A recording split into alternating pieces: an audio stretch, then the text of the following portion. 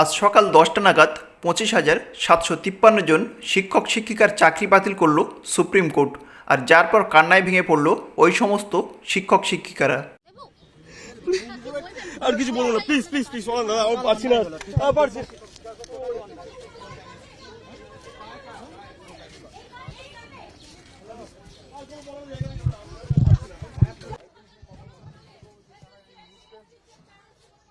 কি দাবিটা কি?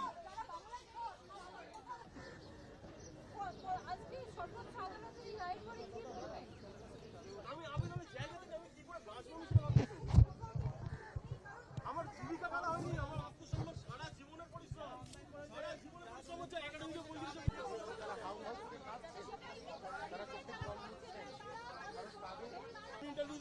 ইন্টারভিউতে কি আপনি ছিলাম আমরা তারা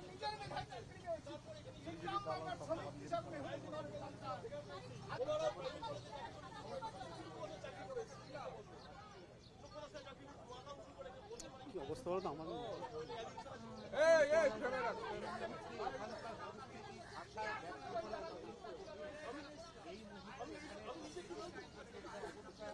আসলে 2016 সালে স্কুল সার্ভিস কমিশনের মাধ্যমে নেওয়া শিক্ষক নিয়োগের ক্ষেত্রে 8 ধরনের ত্রুটি উল্লেখ করে 2024 সালে 25শে এপ্রিল কলকাতা হাইকোর্ট পুরো প্যানেল বাতিলের নির্দেশ দিয়েছিল।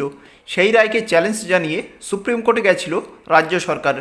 কিন্তু আজ সকাল 10টা নাগাদ সুপ্রিম কোর্টের রায়দান বেরোলে দেখা যায় হাইকোর্টের রায়কে পুনর্বহাল রেখেছে সুপ্রিম কোর্ট। আর এই পুরো প্যানেল বাতিল হওয়ার পর সুকান্ত মজুমদার সরাসরি দায়ী করলেন রাজ্যের মুখ্যমন্ত্রী মমতা ব্যানার্জিকে।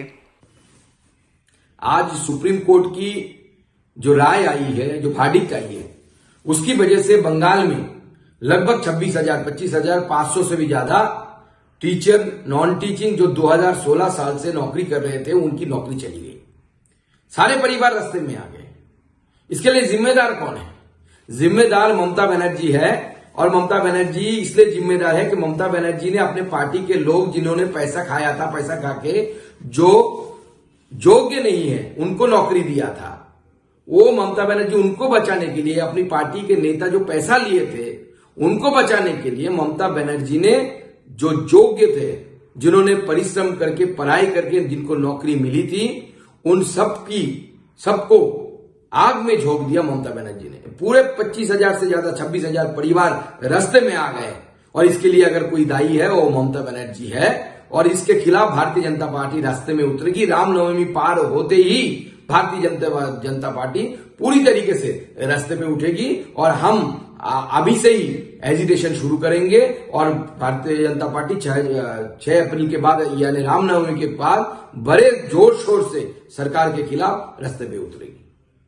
আসলে রাজ্য সরকার যদি সঠিক তথ্য দিতেন, অর্থাৎ অযোগ্য প্রার্থীদের তালিকা সুপ্রিম কোর্টকে দিতেন, তাহলে কিন্তু আজ পুরো প্যানেল বাতিল হতো না। সেক্ষেত্রে যোগ্য প্রার্থীদের চাকরি অবশ্যই বজায় থাকতো। আর এক্ষেত্রে সুকান্ত মজুমদারের কথা মতো বাস্তব সত্য কথা হলো, এর দায় যেমন এসএসসি বোর্ডের, ঠিক ততটাই মুখ্যমন্ত্রী মমতা ব্যানার্জির। কারণ রাজ্যে ভালো কিছু হলে তার গুণ যেমন মুখ্যমন্ত্রী নেন, ঠিক তেমনই এই প্যানেল বাতিলের সম্পূর্ণ দায় অবশ্যই মুখ্যমন্ত্রীর। তবে সুপ্রিম কোর্ট মানবিকতার খাতিরে বিশেষভাবে সক্ষম চাকরি প্রাপকদের বেতন দেওয়ার নির্দেশ দিয়েছেন এবং যে সমস্ত শিক্ষক শিক্ষিকারা পুরনো চাকরি করতেন তারা সেই চাকরিতে পুনরায় বহাল থাকতে পারবেন বলে আশার আলো দেখিয়েছেন। তবে এই প্যানেল বাতিলের দায় রাজ্য সরকারের নয় কি, এ বিষয়ে আপনাদের মতামত অবশ্যই জানাবেন। আর ভিডিও শেষে চ্যানেলটিকে সাবস্ক্রাইব করে পাশে থাকবেন।